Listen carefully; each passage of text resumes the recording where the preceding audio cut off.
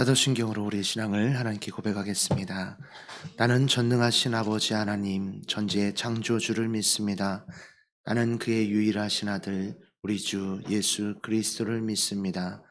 그는 성령으로 잉태되어 동정녀 마리아에게서 나시고 본디오 빌라도에게 고난을 받아 십자가에 못 박혀 죽으시고 장사된 지 사흘 만에 죽은 자 가운데서 다시 살아나셨으며 하늘에 오르시어 전능하신 아버지 하나님 우편에 앉아 계시다가 거기로부터 살아있는 자와 죽은 자를 심판하러 오십니다.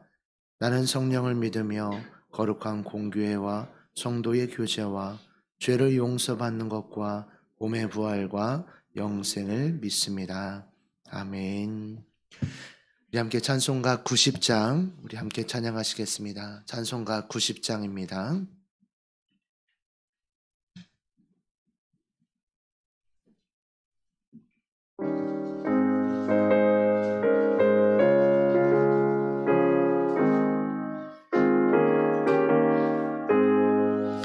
주 예수 내가 알기 전 날 먼저 사랑했네.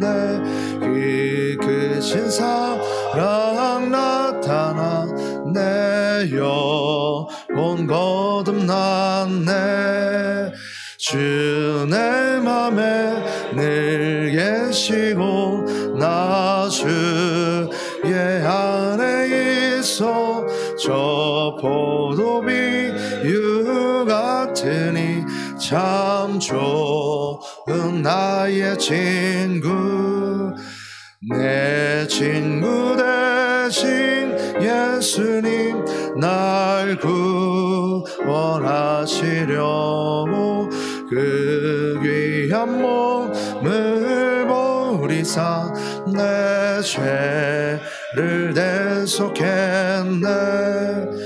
나 주님을 늘 믿으며 기소를 의지하고 내 몸과 마음을 바쳐서 끝까지 충성하리.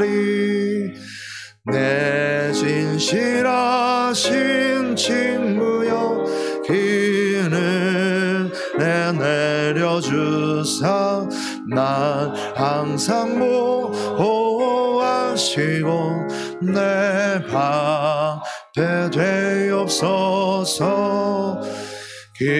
풍성한 참 사랑을 너희를 이끌을 소냐. 날 구원하신 예수는 참 좋은 나의 친구. 오늘 우리에게 주시는 하나님의 말씀은 사무엘상 18장 1절에서 9절까지 말씀입니다. 사무엘상 18장 1절에서 9절까지 말씀 우리 한 절씩 교독 후 마지막 절을 합독하겠습니다. 다윗이 사울에게 말하기를 마침에 요나단의 마음이 다윗의 마음과 하나가 되어 요나단이 그를 자기 생명같이 사랑하니라. 그날에 사울은 다윗을 머무르게 하고 그의 아버지의 집으로 다시 돌아가기를 허락하지 아니하였고 요나단은 다윗을 자기 생명같이 사랑하여 더불어 언약을 맺었으며 요나단이 자기가 입었던 겉옷을 벗어 다윗에게 주었고 자기의 군복과 칼과 활과 띠도 그리하였더라. 다윗은 사울이 보내는 곳마다 가서 지혜롭게 행하매 사울이 그를 군대의 장으로 삼았더니 온 백성이 합당히 여겼고 사울의 신하들도 합당히 여겼더라. 우리가 돌아올 때 곧 다윗이 블레셋 사람을 죽이고 돌아올 때에 여인들이 이스라엘 모든 성읍에서 나와서 노래하며 춤추며 소고와 경쇠를 가지고 왕 사울을 환영하는데 여인들이 뛰놀며 노래하여 이르되 사울이 죽인 자는 천천히요 다윗은 만만이로다 한지라. 사울이 그 말에 불쾌하여 심히 노하여 이르되 다윗에게는 만만을 돌리고 내게는 천천만 돌리니 그가 더 얻을 것이 나라 말고 무엇이냐 하고 함께 읽습니다. 그날 후로 사울이 다윗을 주목하였더라. 아멘. 기도하겠습니다. 좋으신 아버지 하나님, 은혜를 감사합니다. 지난 간밤에도 저희들을 주님 품 안에서 편히 쉬게 해주시고 또 이 새벽에도 저희들을 주 앞에 불러주심을 감사합니다. 오늘도 저희들에게 새날 주셨고 또 새힘 주셨고 건강 주셨는데 이 한날도 주님과 더불어 동행하게 하시고 주를 기쁘시게 하는 한날 되게 하여 주옵소서. 이 새벽에도 주님을 사모하오니 말씀과 기도 가운데 저희들을 만나 주시며 주의 성령으로 충만케 하여 주시옵소서. 주님께 감사의 예물을 올려드립니다. 범사에 감사합니다. 3월 달에도 우리 주님과 함께 하시고 믿음으로 승리하게 하옵시며 온 가정을 건강케 하옵소서. 주님의 은혜에 감사합니다. 하나님 아버지, 믿음으로 또 순종으로 감사함으로 드리는 예물을 주님이 기뻐 받으시며 약속하신 하늘의 복과 땅의 복으로 충만하게 채워 주옵소서. 주의 은혜로 종의 가정들을 형통케 해주시며 그 자녀들을 축복하여 주옵소서. 예수님의 이름으로 축복하며 기도하옵나이다. 아멘. 이 새벽에도 주의 은혜와 축복이 함께 하시기를 축원합니다. 이제 오늘 본문의 사건은 이제 다윗과 골리앗 사건 이후로 이제 다윗은 어떻게 변하고 또 사울은 또 어떻게 변하는가, 이제 그런 변화의 모습에 여러분들이 이제 초점을 가지시고 이제 말씀 묵상을 하시면 이제 좋겠습니다. 이제 1절부터 4절에서는 이제 다윗과 요나단이 이제 서로 친구가 되는 이제 그런 이야기가 나오고요. 5절부터 이제 9절에서는 다윗이 이스라엘 백성 앞에 점점점 이렇게 인정과 사랑을 받는 이제 그런 모습에 대한 유학적인 얘기가 나옵니다. 1절에 보시면 다윗이 사울에게 말하기를 마침에 요나단의 마음이 다윗의 마음과 하나가 되어 요나단이 그를 자기 생명같이 사랑했다 그랬습니다. 요새는 이제 동성애가 하도 또 이제 이슈가 되잖아요. 그러다 보니까는 이 다윗과 요나단의 그 사랑을 여기서 이제 사랑했다 이런 표현이 나오잖아요. 그러니까 사랑했다는 것을 동성애적으로 해석하는 분들이 있어요. 뭐 사람들은 뭐 코에 걸면 코걸이, 귀에 걸면 귀걸이식으로 이렇게 해석을 하는 것 같아요.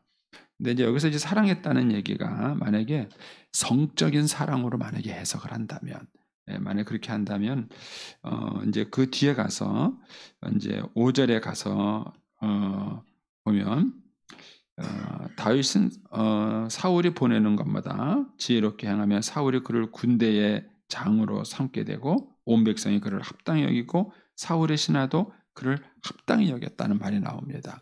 그리고 이제 요 뒤에 가면은 사울이 이 백성들이 이제 다윗을 사랑했다는 말이 나오게 돼요. 근데 만약에 이제 이 헬라 히브리 원어로 똑같은 단어가 쓰였는데 만약에 이거를 이제 그런 육체적인 사랑으로 이제 해석을 한다 그러면은 다윗이 온 백성하고 육체적인 사랑을 나눴다 이렇게 되는 거예요. 그래서 이거는 이제 성경을 너무 피상적으로 바라본 것이고요. 여기서 이 사랑했다는 표현은 여러 가지예요. 예를 들어서 고양이가 쥐를 보고도 I love you 그럴 수 있어요. 그렇죠? 근데 그거는 좋아서 사랑한다는 게 아니라 자기 먹잇감으로 사랑한다는 뜻이죠. 그러니까 이런 것들을 전체적인 문맥에서 해석을 하는 것이 옳습니다. 그래서 다윗과 요나단의 사랑은 동성애가 아니라 친구 간의 우정을 얘기하는 것이다. 이렇게 이해하시면 될 것 같습니다. 자, 다시 이제 1절을 가서 보겠습니다. 다윗이 사울에게 말하기를 마침에 요나단의 마음이 다윗의 마음과 하나가 되어 요나단이 그를 자기 생명같이 사랑했다 그랬습니다.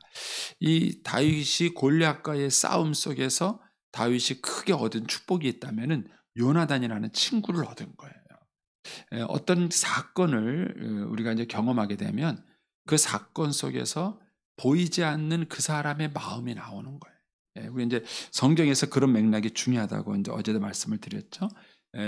아브라함은 이삭을 바치는 사건을 통해서 하나님을 경외하는 마음을 그 사건 속에 담은 것이죠.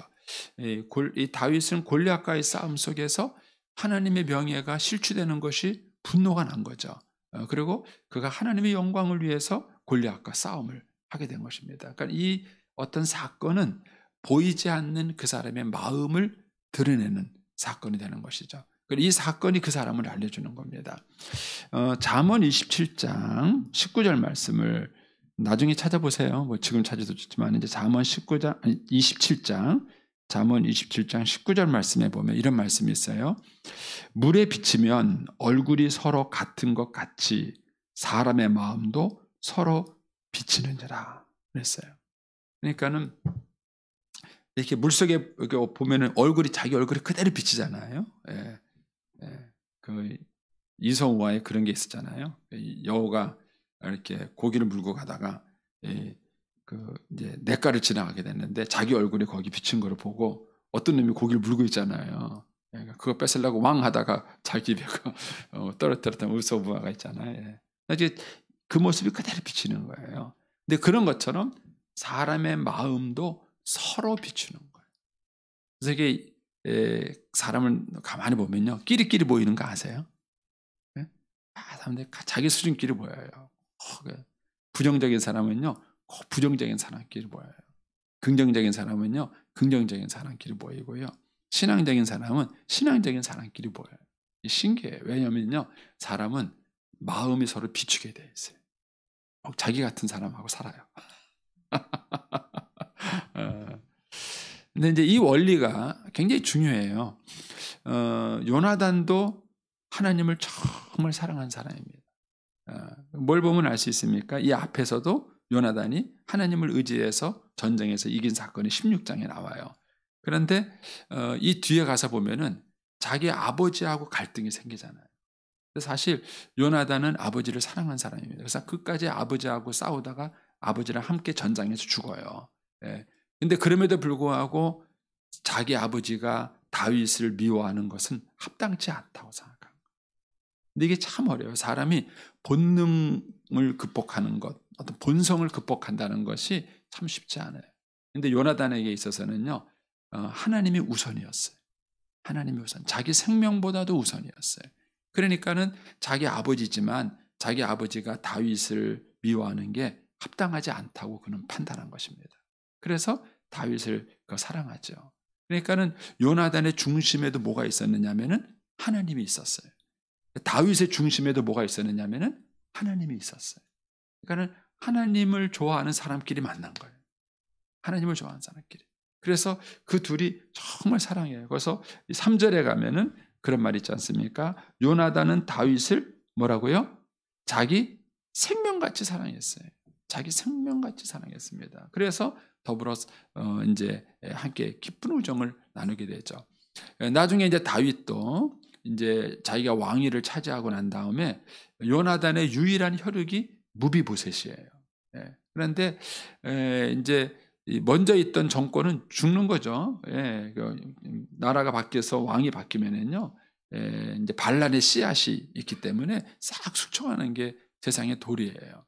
근데도 이 다윗은 이 무비보셋을 자기 아들과 똑같이 취급해요. 자기 아들과 똑같이 취급해서 같이 무비보셋을 보살피는 사건이 나옵니다. 이거를 보면 다윗도 하나님을 사랑했고 요나단도 하나님을 사랑했는데 그게 서로 비춘 거예요. 그 마음이 비춘 거예요. 이 골리앗과의 전쟁이라는 이 싸움을 통해서 서로의 마음을 보게 된 거고 그것 때문에 요나단이 다윗을 목숨같이 사랑을 한 것입니다.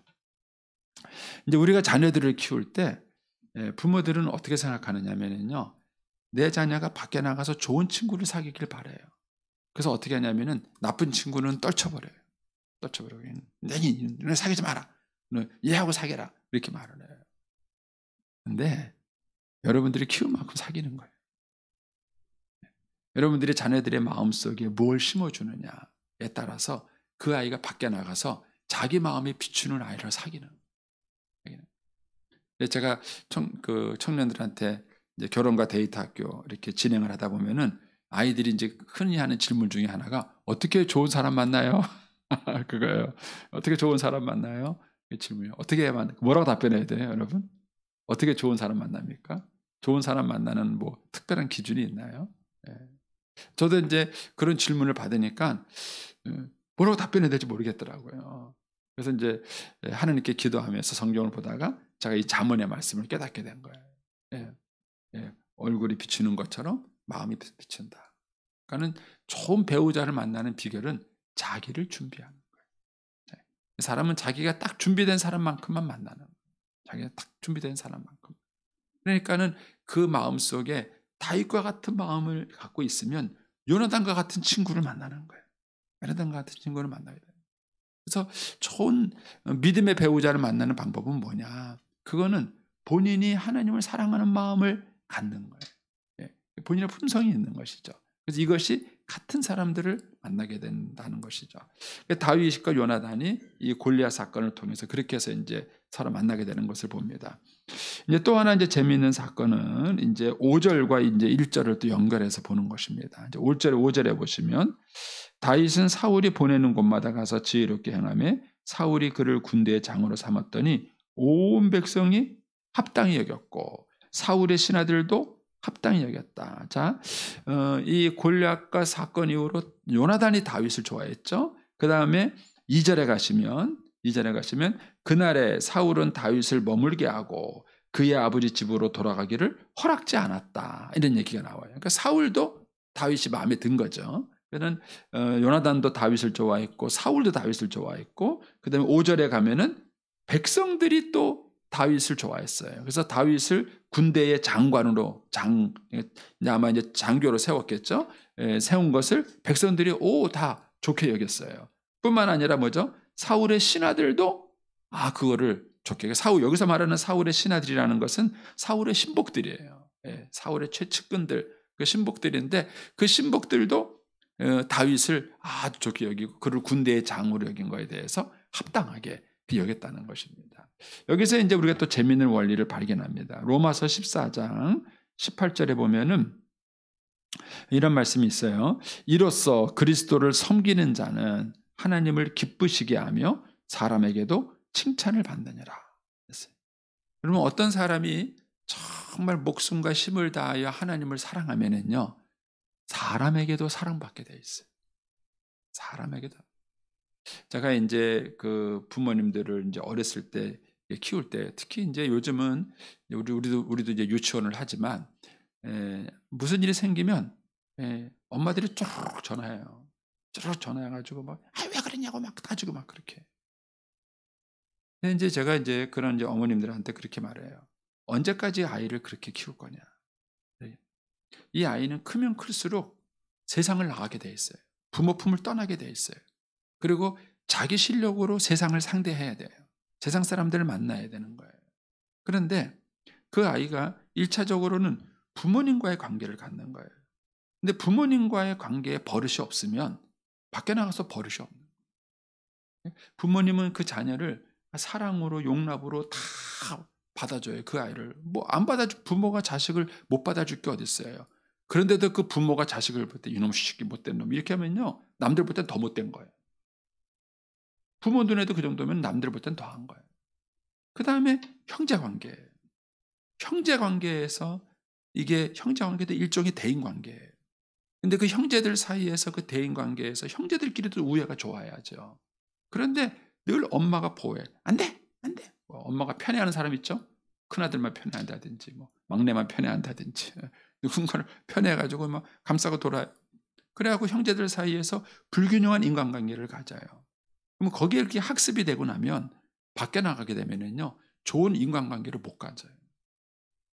다른 사람들은 그렇게 안 해줘요. 자, 그럼 이제 이야기가 조금 더 컸어요. 이야기가 조금 더 커가지고 유치원에 가서 아이들이 어려움을 겪어요. 그러면은 그거는 아이들에게 작은 세계에 불과해요. 이 아이들은 더 큰 세계에 나가서 더 많은 사람들을 만날 거고요. 그 사람들 가운데는 아예 이 아이를 미워해서 공격하는 사람이 있을 수도 있어요. 그렇다면은 이 아이가 내 품을 떠나서도 다른 사람들과 좋은 관계를 맺고 살아갈 만한 능력자로 키워야 되는 거예요. 근데 그거를 부모들은 그런 기회를 만들질 않아요.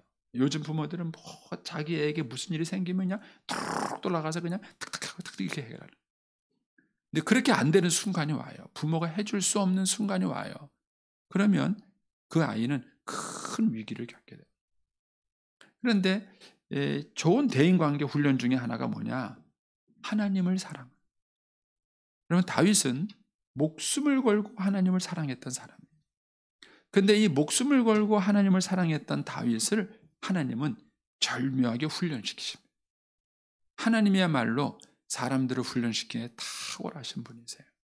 그래서 우리가 하나님과 좋은 인간적 관계와 믿음을 가지고 살아가다 보면은요, 하나님이 그 사람을 훈련시켜서 결국 그런 사람은 사람들에게도 사랑받고 인기를 받게 돼 있어요. 제 얘기가 너무 어려운가요? 제 딴에는 쉽게 한다고 하는데 자, 이렇게 생각해 보면 이제 뭐 또 제 어머님 얘기할게요. 제가 이제 저희 어머님이 참 성격이 독특하셨어요. 저희 어머님이기도 하지만 하여튼 그것 때문에 힘들었어요. 그러니까 어머님이 좋으면서도 힘들고, 그래서 어머님 때문에 제가 하나님께 기도를 참 많이 했어요. 하나님, 우리 엄마 요만큼만 좀 바꿔주세요. 요만큼만 좀 바꿔주면은 살겠습니다. 그런데 끝까지 안 들어주셨어요. 하나님의 그 기도는. 다른 기도는 다 들어주셨는데 그 기도는 끝까지 안 들어주셨어요. 그리고 뭘 하셨냐면요, 저를 훈련시켰어요. 저를 훈련시켜 주시고, 만약에 그때 어머님이란다. 그때 하나님이 만약에 제 기도를 들어주셔서 만약에 우리 어머님을 바꿨다 그러면은 저를 훈련시킬 기회가 없었던 거예요. 하나님이 그걸 통해서 저라는 사람을 훈련시켜 주시는. 그러니까는 하나님이, 우리가 하나님을 마음을 다해서 사랑한다, 우리가 아이들에게 하나님 사랑하는 법을 가르친다, 이게 얼마나 현실적이고 이게 얼마나 실질적인지를 우리가 잘 공감을 못 하시는 것 같아요. 그런데 정말 하나님을 목숨 걸고 사랑하는 사람이라면은 좋은 성품을 갖게 돼 있고, 그 성품의 소유자는 하나님뿐만 아니라 사람들에게도 반드시 사랑받고 인정받게 돼요. 이게 성경이 말하는 논리예요. 그런데 오늘날 우리 한국 교회의 현실은 그렇지 못해요. 교회에서 막 기도 요즘 열심히 한다는 사람, 교회 뭔가 막 열의를 가지고 교회 봉사한다는 사람, 세상 사람들은 어떻게 보냐면요, 쟤 이상한 애야 이렇게 봐요. 왜 그런 시각이 생겼을까? 그거는 뭔가 우리들의 신앙이 건강하지 못하다. 교회에 열심히 있고 신앙생활 잘하는 사람이 세상에서도 인정받는 사람이 돼야 돼요. 참 멋있다. 성경에 다 그렇게 나와요. 요셉이 하나님을 사랑했잖아요. 그런데 누구한테 인정받아요? 자기 주인한테도 인정받고, 감옥에 갔잖아요. 감옥에 가서도 인정받잖아요. 총리가 됐잖아요. 총리가 돼서도 인정받잖아요. 그게 하나님을 정말 사랑하는 사람이 갖고 있는 성품의 모습이에요. 그런데 우리는 하나님을 사랑하니까 다윗과 골리앗 같은 사건은 있는데 이 사무엘상 18장 같은 사건은 없다, 이렇게 우리는 생각하는 거예요. 이런 것들은 건강한 신앙의 모습이 아닌 거예요. 그러니까 이 골리앗과 싸웠던 다윗, 그런 믿음의 그런 용맹자였던 다윗은 요나단하고도 아주 친한 우정관계를 가질 수 있었고, 사울에게도, 또 사울의 신하에게도, 또 백성들에게도 사랑과 존경을 받는 그런 이제 영적 신앙적 성품을 가진 사람이다 하는 것을 여기서 이제 보게 되는 것이죠. 5절을 다시 한번 보시겠습니다. 여기 보면은 다윗은 사울이 보내는 곳마다 가서 지혜롭게 행하매라는 말이 나와요. 지혜롭게 행하매. 일을 잘했다는 거죠. 딱 일을 시키니까 맡기는 주인의 마음을 시원하게 했다는 것이죠. 이런 것들은 다윗이 이제 사울이 시키는 이 장을 맡았을 때 어느 날 갑자기 되는 게 아니에요. 여러분, 사람의 일하는 능력이나 이런 것들이 갑자기 되나요? 절대 그렇지 않습니다. 훈련받고. 저는 지금도 참 감사한 게, 제가 굉장히 청소년기에 내향적이었어요. 사람의 눈을 똑바로 보지 못할 정도로 굉장히 내향적이었어요. 근데 그런 저를 하나님이 학생의 총무로 삼아 주셨어요. 학생의 총무. 별 볼 일 없는 것처럼 느끼잖아요. 근데 그때부터 하나님이 저를 훈련시켜 주신 거예요. 학생의 총무도 하고 청년의 회장도 하고 교회에서 하는 이런 활동들이 아무것도 아닌 것 같죠? 굉장히 중요해요. 거기서 리더십을 배우는 거예요. 리더십.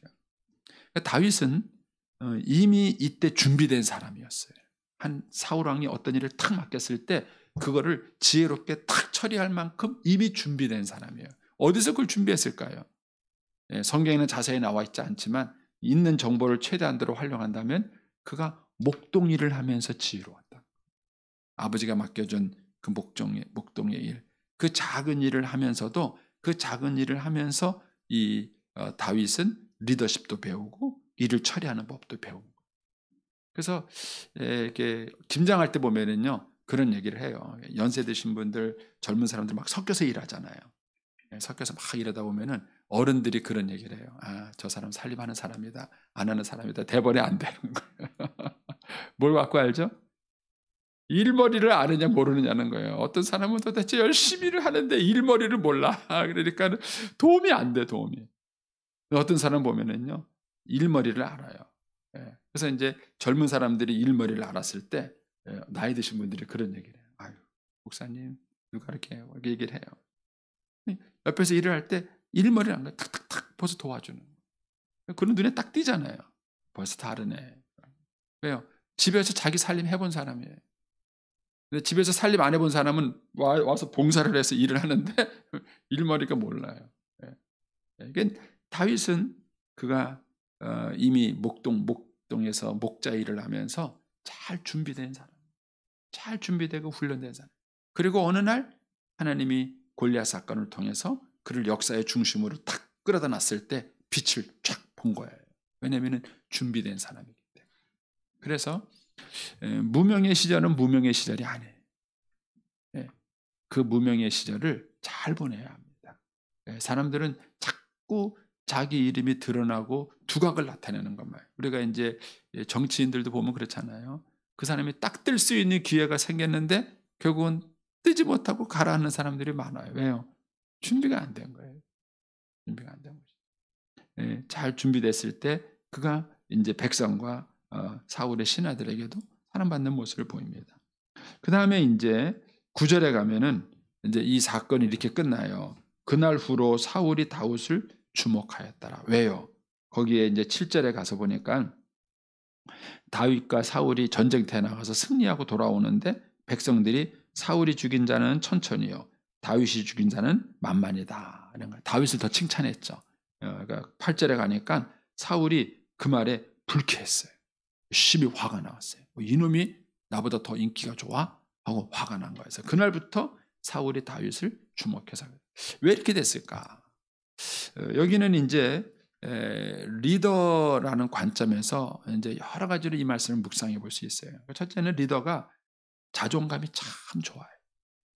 자존감이 좋지 않으면 자꾸 부하를 시기 질투해요.